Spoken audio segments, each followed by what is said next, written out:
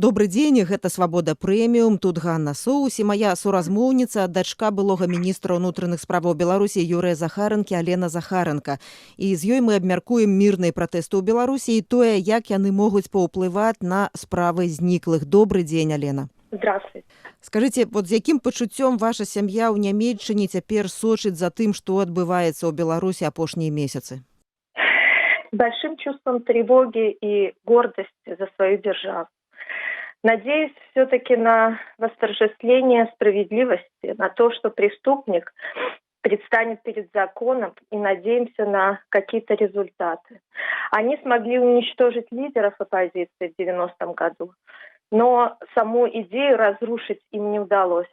Еще тогда было создано теневое правительство, за Захаренко шли военные, за Карпенко шел народ.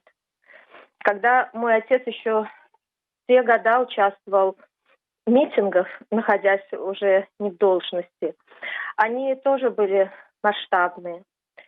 Расступались сотрудники милиции, и он мог бы беспрепятственно проходить к Дому правительства. Его авторитет гражданину Лукашенко не давал покоя.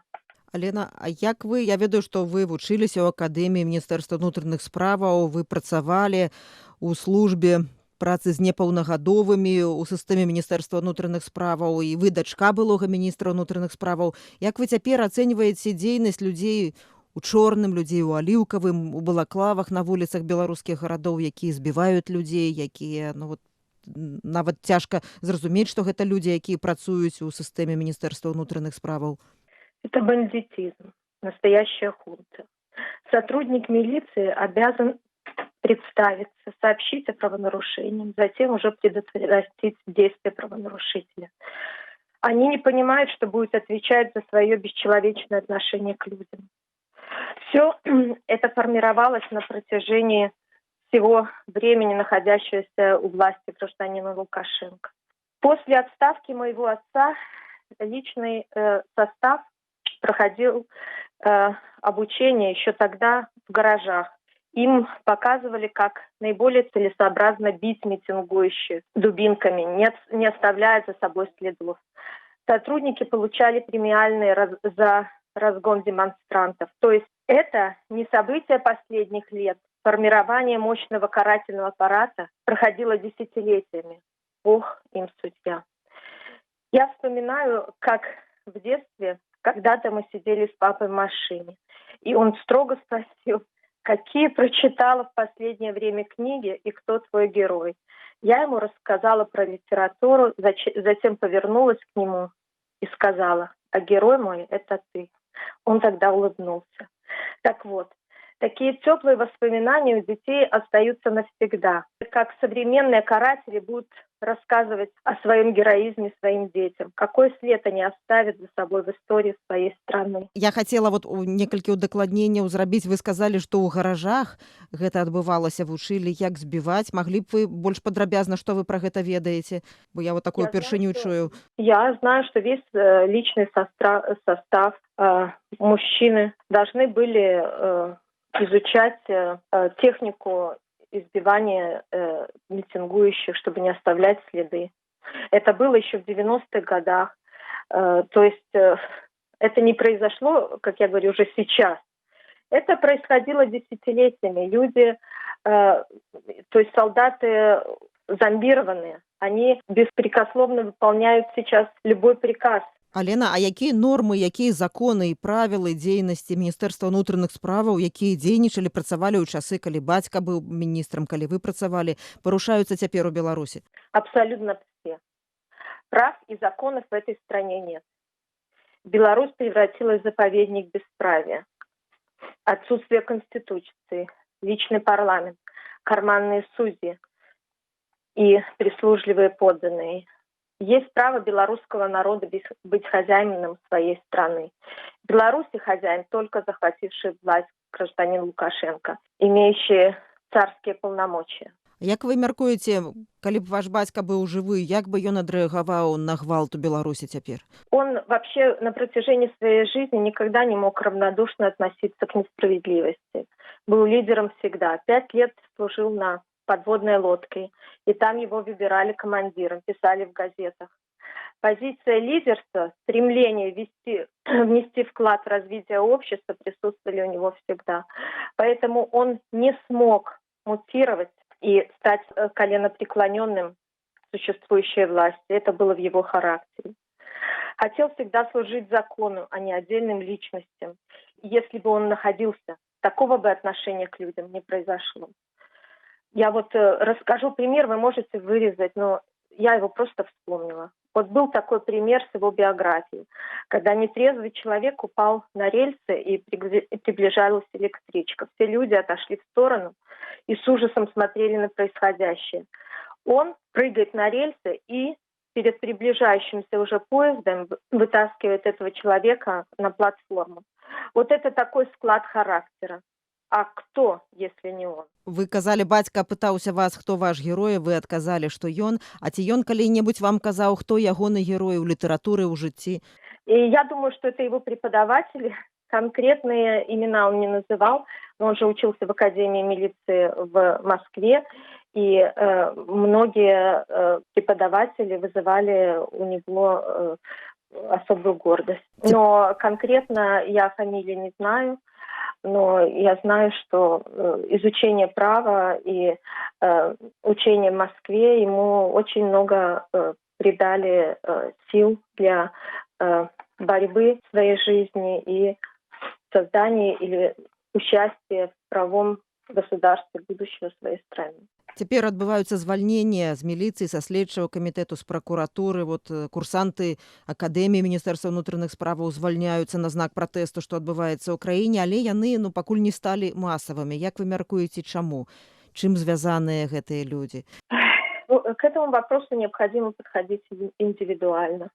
Происходит тотальная чистка инакомыслящих. Есть такие служащие, которые на протяжении всей своей жизни никогда не имели свою позицию. У них был ничтожный внутренний мир. Есть те, на которых наверняка есть компроматы. Есть те, которые не выживут, им необходимо кормить свои семьи. А есть и те, которые еще не прозрели.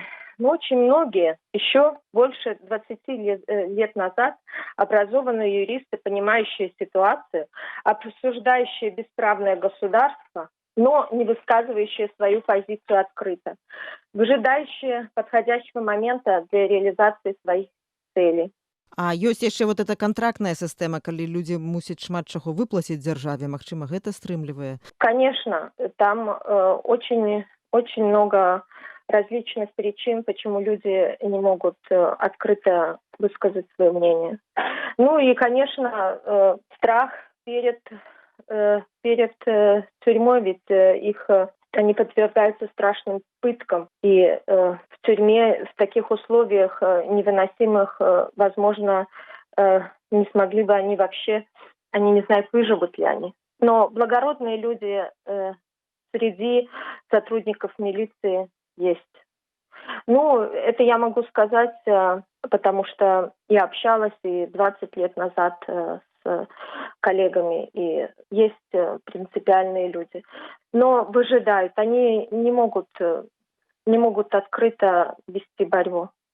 Это мое личное мнение, я, может быть, ошибаюсь. Скажите, ці вы верыце ў перамогу беларускай мірнай рэвалюцыі? Калі гэта адбудзецца, ці прыедзеце ў Беларусь, не ведаю, назаўсёды ці не, але прынамсі прыедзеце ў сваю кватэру, якая стаіць закрытая? Я надеюсь, рано или поздно, что победа восторжествует.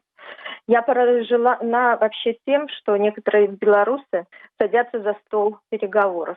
С кем? Вы спросили у людей, которые в наибольшей степени пострадали от режима. Вы спросили матерей, которые не смогли похоронить своих детей. Спросили те, которые находятся столько лет в чужой стране.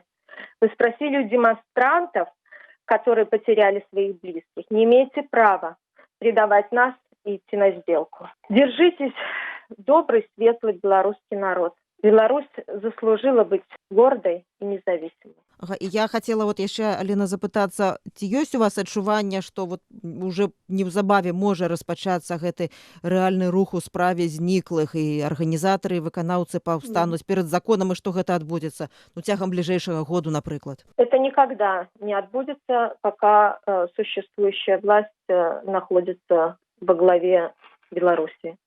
Это может только или могут появиться реальные свидетели, это может начаться какой-то судебный процесс только после смены власти. И мы не надеемся, или надеемся на фальсификацию уголовного дела и показания людей в другом ракурсе. Я маю на ўвазе якраз, што вот цяпер адбываецца, ну, працяглыя пратэсты, мірныя пратэсты ў Беларусі, якія ў любым разе ўздзейнічаюць на ўлады. І калі адбудзецца перамога, ну, магчыма, што гэты працэс пачнецца і неўзабаве. Ці вы б удзельнічалі як у ім, як дачка? А я всегда принимала участие и раньше. Мы шли и с мамой, и шла тогда с нами семья Карпенко, мы держали портреты. В этой ситуации равнодушно мы бы не смогли, конечно, находиться в стороне. И наша участь уже сегодня видна, какой бы она была, если бы мы остались в этой стране.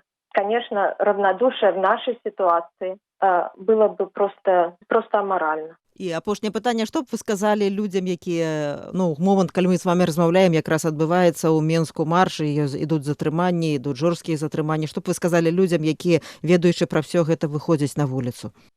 Это просто герои. Это современные герои. Я не надеюсь на то, что в очень быстрое время или скорое время все равно что-то изменится в Беларуси, потому что задерживает или находится у власти вооруженная банда. Безоружный человек не может никак справиться с этой системой. Я надеюсь только на что-то извне.